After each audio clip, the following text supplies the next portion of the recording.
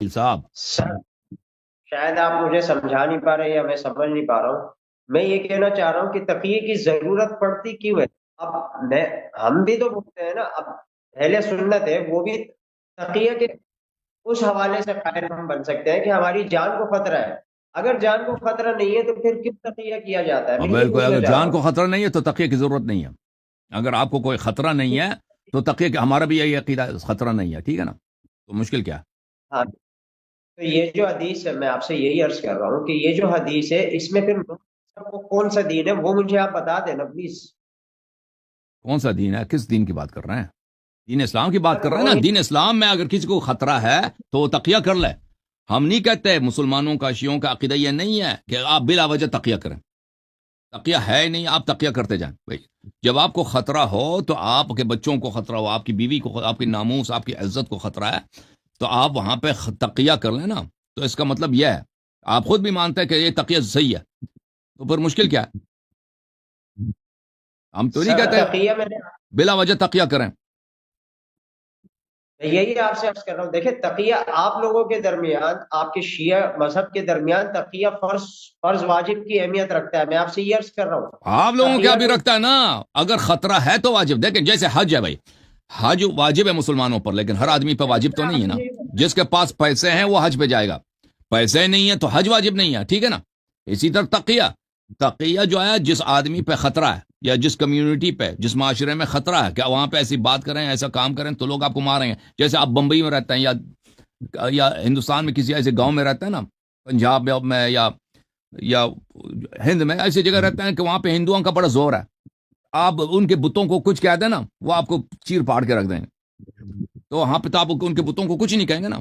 ان کے مندر کے سامنے سے آپ چپ چاپ با احترام گزر جائیں گے. بھائی کیوں؟ وہ مندر کا احترام کرتا ہے؟ نہیں، مندر کا کوئی نہیں، وہ ڈر رہا ہے بھائی، ڈنڈا ہے ان کا، ٹھیک ہے نا. تو تقیہ اس کو کہتے ہیں. ہم نہیں کہتے تقیہ ہر حال میں واجب ہے. جی سر بولیں. دین کا حصہ نہیں ہے آپ یہ سمجھتے ہیں؟ دین کا حصہ نہیں ہے آپ کے دین نزدیک؟ کا حصہ ہے لیکن وہ مشروط ہے نا بھائی. جیسے حج دین کا حصہ ہے، اور بھائی حج دین کا حصہ ہے. حج دین، لیکن یہ ہر شخص پہ واجب ہے؟ ہر شخص پہ واجب نہیں ہے نا، ایک خاص شرط کے ساتھ واجب ہے. اگر آپ کے پاس اتنی مالی استطاعت ہے کہ آپ وہاں جا سکتے ہیں، مکہ شریف جا سکتے ہیں، واپس آ سکتے ہیں، تو حج واجب ہے. اللہ نہیں ہے، ٹھیک ہے نا، ایک شرط ہے. اگر یہ شرط آپ میں ہے تو آپ حج پہ واجب ہے. ویسے حج دین کا حصہ نہیں ہے. کیوں دین کا حصہ ہے؟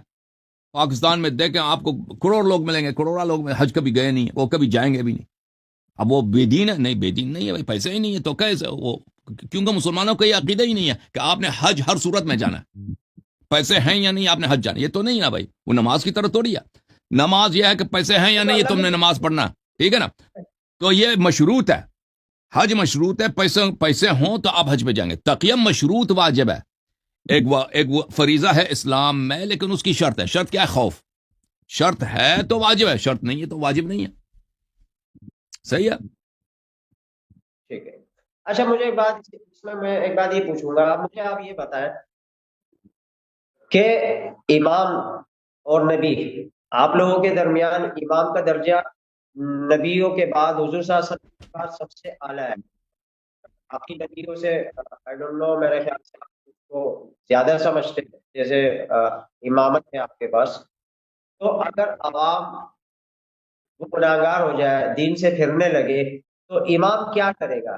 کیا وہ ان کو دعوت دے گا، جہاد کرے گا، یا وہ تقیہ کرے گا کہ اس کے جان کو خطرہ ہے؟ کیا مطلب؟ کیا دوبارہ سوال کریں؟ اگر کوئی شخص کافر بن رہا ہے؟ نہیں نہیں نہیں، مثال کے طور پہ جیسے لوگ مرتد ہونے لگ جائیں، لوگ مرتد ہو جائیں، تو امام کا کام کیا ہے؟ کیا ان کو وہ دعوت دیں گے، دعوت اللہ دیں گے، یا وہ جہاد کریں گے، یا وہ تقیہ کر کے خاموش ہو جائیں گے اگر ان کی جان کو خطرہ ہے تو؟ تو میرے بھائی تو وہی کام کریں گے جو رسول اللہ صلی اللہ علیہ وسلم کریں گے نا. اگر کوئی شخص مرتد بنتا ہے، رسول صلی اللہ علیہ وسلم کے زمانے میں تو پیغمبر کیا کرتے تھے؟ وہ تو سچویشن پہ ڈیپینڈ کرتا ہے، ان کی اپنی استطاعت پہ ڈیپینڈ کرتا ہے نا. اگر کوئی ایسی حالت ہے کہ وہ جنگ کے ذریعے سے آپ اس کو روک سکتے ہیں اور آپ میں جنگی صلاحیت ہے، ٹھیک ہے نا، اگر آپ کے پاس اتنے سپاہی ہیں، اتنا لشکر ہے کہ آپ کوئی جنگ کر سکتے ہیں، اور مثلا فرض کریں ایک ایسا گاؤں ہے کہ وہاں کے لوگوں کو مجبور کیا جا رہا ہے کہ آپ بت پرست بن جائیں، آپ مشرک بن جائیں، تو بالکل اگر آپ کے پاس پاور ہے. دیکھیں اسلام میں ہر واجب کا، ہر فریضے کا پہلا شرط یہ ہے لا یکلف اللہ نفسا الا وسعها. اگر آپ کے پاس استطاعت ہے تو جہاد واجب ہے، ٹھیک ہے نا. اگر استطاعت نہیں ہے تو جہاد واجب نہیں ہے. رسول صلی اللہ علیہ وسلم پہ بھی یہی ہے، استطاعت کے بغیر جہاد واجب نہیں ہے.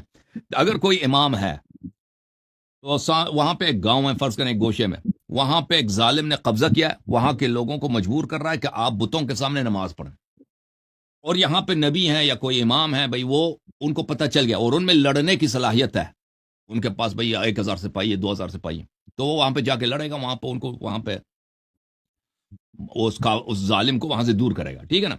اگر اس طرح نہیں ہے، اگر اس طرح نہیں ہے بھائی کہ وہاں اس کے پاس سپاہی وغیرہ کچھ بھی نہیں ہے، لوگ بھی ساتھ نہیں دے رہے، تو پھر وہ دیکھیں گے کہ اس کے پاس کیا اس ظلم کو روکنے کے کیا طریقہ کار ہے. وہاں پہ جا کے نصیحت کرے گا، موعظہ کرے گا، ڈرائے گا بھائی اس ظالم کو، کہے گا کہ آپ یہ کام نہ کریں. تو یہ ڈیپینڈ کرتا ہے بھائی سچویشن پہ کہ اگر وہ شخص، کتنے لوگ کافر بن رہے ہیں، ان کے وہاں پہ سب سے افیکٹو، سب سے زیادہ جو مفید اور پر منفعت طریقہ کار ہے کہ وہاں پہ وہ اسٹریٹجی انسان اپنا لے، تو وہ نبی یا امام وہ حکیم ہے، اسی اسٹریٹجی کو اپنائیں گے، اللہ کے حکم سے وہاں پہ کام کریں گے، ٹھیک ہے نا. اس کے ایک حل نہیں ہے کہ ایک ہی راہ ہوگا، یا جہاد ہوگا، یا اگر جہاد نہیں ہے تو کوئی حل نہیں ہے، وہ ڈیپینڈ کرتا ہے، ٹھیک ہے نا میرے بھائی.